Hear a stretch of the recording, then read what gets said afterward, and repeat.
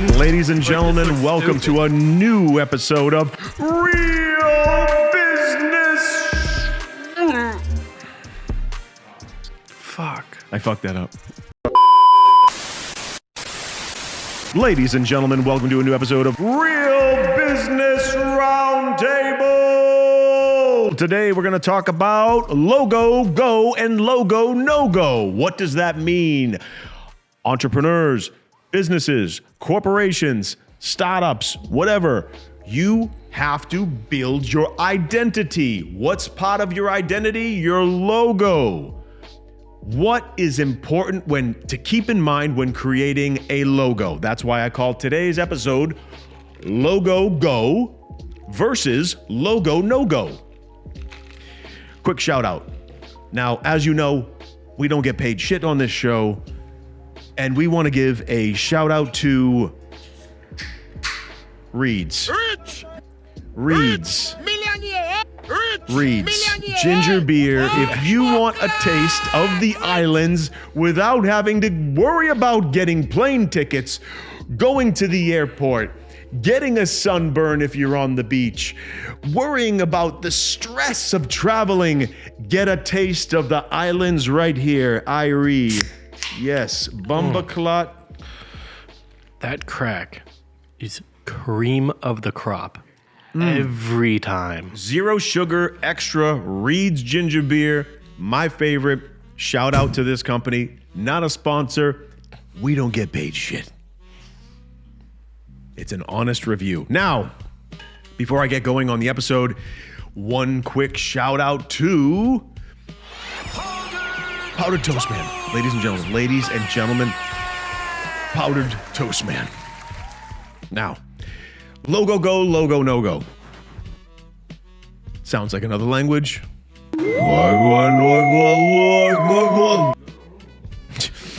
Whoa, take it easy. Take it easy, Cam. What the fuck was that?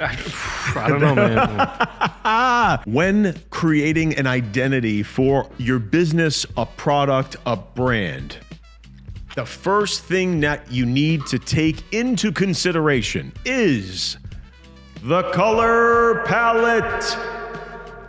What is the color palette? Well, you can go right to Google and type in color palette / psychological triggers color wheel, whatever. There's a ton of, so basically you can get a list of combinations of colors that will create certain emotions. Certain blends. What I mean is like a blue with a dark blue and a gray. Okay, you're thinking maybe financial company, a company that's going to give investment advice because those colors represent, I believe, stability and trust or something like that. What? I thought of an idea. Go ahead. A really good idea. It has nothing to do with the shampoo, right? Oh, God. Oh, I want to put you onto a shampoo. A hair shampoo. Is that recording? We got to put that clip in there, bro. L'Oreal Kids shampoo. Bye-bye, cheers. I can see. L'Oreal Kids. This shampoo needs a license to get. You can't just order this bitch. You need a hairstylist license or a barber's license to get into the store that sells this stuff. And my hair is thick and luscious and soft as fuck. Anywho, my idea, we should pull up, you know how a lot of logos recently, so like Cracker Barrel, that was a big one. You know how like they changed, like they took the guy out or whatever from sitting on the barrel and everyone had a big brouhaha? Yeah. We should look at old logos and what they changed to, and then critique it. Yeah, so with it, in my opinion, That's my opinion. logos and brands should evolve if wanted slowly. Yeah. Look at my lips under my mustache. Zoom in. Slowly.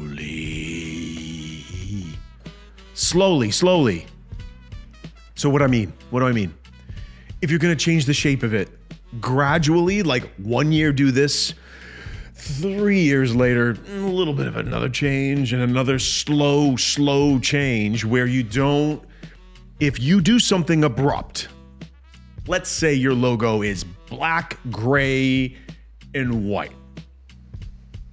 And you suddenly make it purple, pink, and yellow. Here we go. Overnight, you're not only going to create confusion, any brand loyalty that you've had, it's going to upset your client base. Why? Because sometimes people become so connected to brands that it is somewhat of an emotional thing. Believe it or not, it's not just a logo or just your brand or whatever.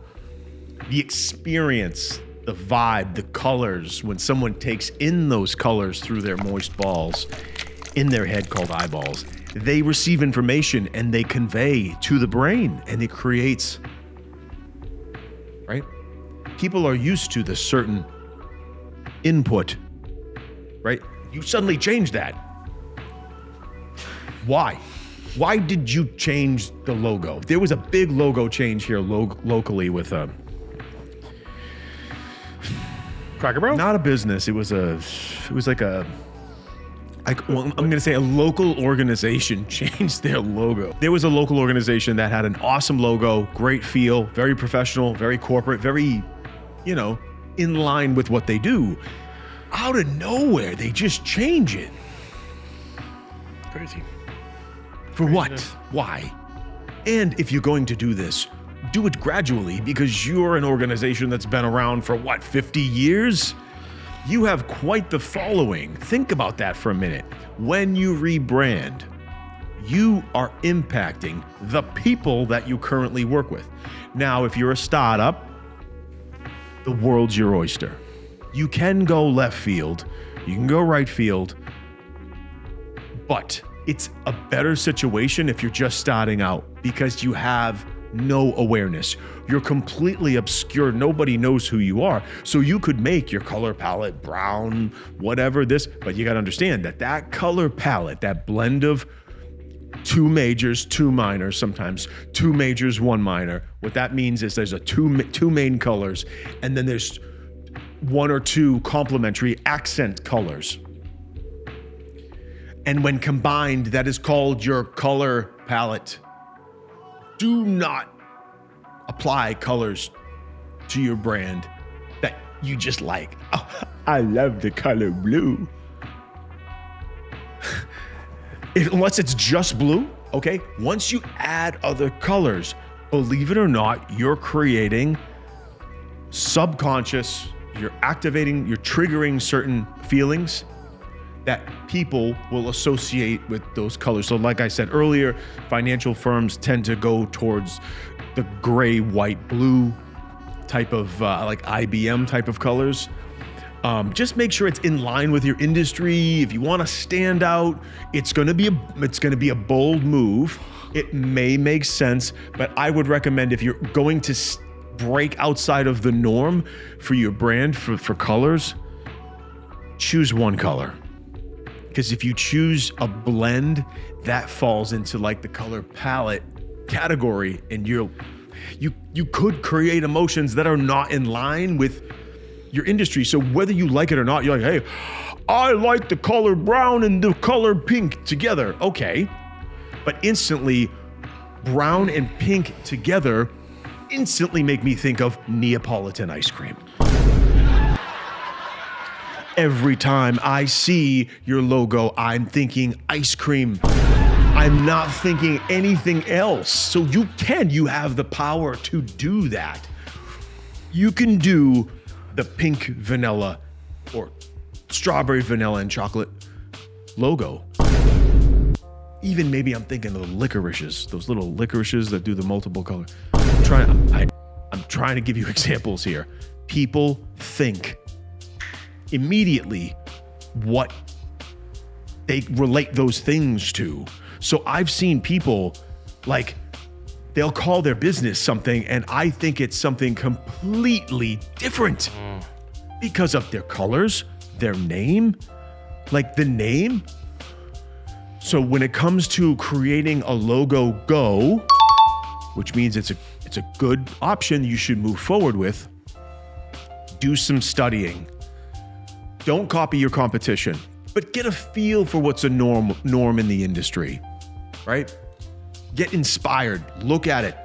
Take it in and say, does that represent my vibe, my brand, the experience that I'm going to give my customers, right? But also look at the blend of the colors, the shapes that you're using. And also there is an issue with people using logos that look really dated. Yeah. There are some logos, I want to say in 2005, using a lot of shadow in your logos and 3D multicolor wackiness was like a thing. Trends. It looks very tired. We even did it. I fucking did it. I used wacky colors. Our colors back when were orange, blue, and green with a little bit of gray. It was very, very, very colorful. Too colorful. So we had to mature our brand with black, white, and orange. Orange represents energy. Black is like stable. It's clean, right? Yeah. With the black, with the orange and the white. So that's like a clean design. We had to mature with the times. When we were brand new and scrappy and everybody was using all these colors, I too myself have made the mistake by being trendy. I want to. Worst word on planet Earth. I want to stay. What? The worst word on planet Earth. Yeah, I agree. So I'm guilty of it. I'm not here just talking shit, running my mouth. I'm a human being. I go poop like everybody else. So I did that, and I had to learn from that. I had to learn from that to just break from the trendy crap because it can look dated. And the last thing you want is a company that you plan on running for 10, 20, 30 years and maybe one day selling, having it look dated. You don't want that, right? So if your logo looks dated, evolve it. Start the process now. So if it's dramatic, do it very slow. If it's subtle, you can do it quicker, right? What are you gonna say? So I had a few thoughts as you were talking. You know, my brain's cooking. We'll start with the first one. Do you believe that simple is always better, or complex is always bad, or is there a healthy in between if you do it right? I think simplicity is ideal. Like the Nike logo. That's simple. Yeah, and everybody knows it, you know. God, imagine Nike changed the logo. Oh my God. Never. That won't ever. Well, so in my opinion, That's my opinion! I didn't like when Nike was removing the word Nike above the swoosh. I get it. That's when like your brand is so strong you can take away the words. Yeah. But I kind of liked the words on top. I liked the way it looked. Yeah. I liked the script. Like Ferrari does the horse. Yep. I do like the Ferrari script. So Yeah, my opinion is I like the script. But that's a lot of brands. I like the script. But some people, you know, okay, I can just identify that shape, and that shape represents that brand. Okay, I get it. But my opinion is I like the script.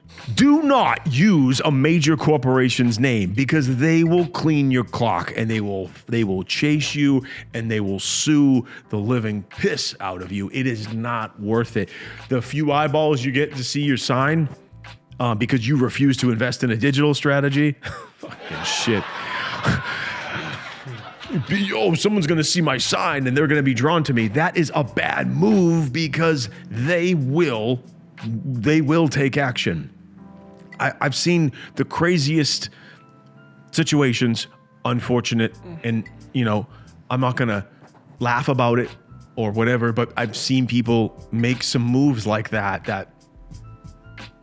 are not good, because they take that stuff so seriously, sometimes too seriously. But if you use someone's, you know, likeness, or you use it looks too close to the logo or the name, you probably get a stack of papers. Oh yeah. You get a stack of papers, some guy in a leather jacket shows up and he's like, Are you Samir Smith-Onion?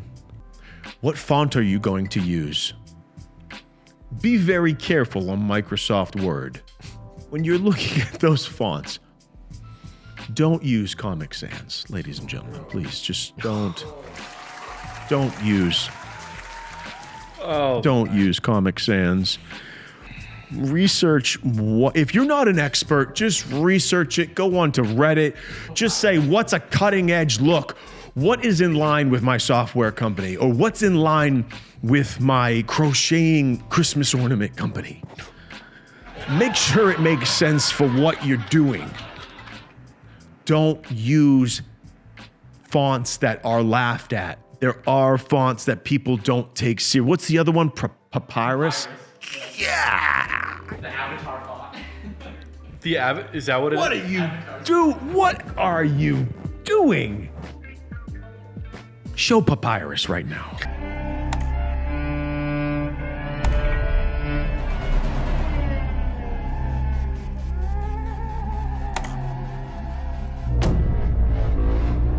Don't use those fonts. What I'm trying to get at, let's get serious, is look at your industry, look at the fonts that are being used. Is it appropriate for your industry? You might have the cash to hire a digital artist to make a font. That's a really cool thing. Then you fucking own that design. No one can take that font. You copyright it. You copyright or trademark it. Bang, that font is yours. No one can use it. And then which gets me into another thing called logo flips. People do logo flips. What are they? They will redesign the text in a logo to look like a major brand, but it's different text. They'll use the same colors, the same font, the same outline. There is a local sports team, a college sports team that uses the Snickers candy bar font. Wild. I get chit-chatty with that marketing guy, Avi. I think his name's Avi. He's the guy that made the Newport sneakers. You can show a picture of it. He made like these sneakers that looked like Air Force Ones, but they were based on the design of Newport cigarettes. And a lot of his posts on Instagram, he points out logos and stuff like that, and he like talks about, oh, this looks like this and this looks like that, and it's just his posts are interesting. But I sent him that once. I go, what do you think of this? Snickers. Yeah. Literally, if you go like 2 towns over, so that's logo flips. Don't do that. That's cool. Don't redo someone else's. If you use a copyrighted, trademarked font, you do still run a slight risk of an issue. You want to avoid issues. So you have the color of the font, the icon, which again should all fall into the color palette. It should have contrast, so it pops. And then remember, don't forget your tagline. Your tagline is a quick little, hey, so for NavGen, the tagline is where accuracy meets opportunity. Cue the commercial. God, it is so hard to find roofs that actually need a repair or replacement. I wish there was a better way than sneaking into someone's house. Bro, what are you doing? I'm trying to find us roofs that we can replace. Bro, use NavGen. What? Use NavGen. It's where accuracy meets opportunity. NavGen combines AI vision and aerial imaging to find roofs that need repair or replacement in your target area. Thank you for watching that commercial. So that tagline, where accuracy meets opportunity, it kind of says in a short little blurb, oh, what it is, where's the value? What it is, where's the value? What's the attribute? What's the value? What's the outcome? Okay? Opportunity. People want those opportunities, but they're going to get it from the accuracy of the technology in the process. So when you are putting together a logo, don't just put it together willy-nilly. Make sure it's a logo go and not a logo no-go. And it doesn't hurt if you're not a designer. I get it. If you hire a graphic designer, like just one, you're limited. But if you hire a team to almost compete for the design, Now you can get a lot done in a shorter amount of time. So I'll give you an example. If you don't have an in-house team of designers, go to like a crowdsourcing website, put in a budget, $300 or whatever, put it in, and then you'll have people actually compete for your business. Now you're gonna probably get 80% dog shit, but there's gonna be a home run. There'll be a home run here and there. Oh my But that's God. if you don't have the team. You can just, or if your team has exhausted all options for a logo. Okay, we're gonna have to, cry about it. Okay, you don't blame them. You just move. Just go to, it's like a crowdsource. Sometimes people think like if one person can't do one thing, that they won't be good at anything else. Like just because they didn't hit a home run on that design doesn't mean that they're just we gotta. No, it's just everybody has ups and downs. Thank you for watching. Please be sure to like, subscribe, comment, and tune in to next time.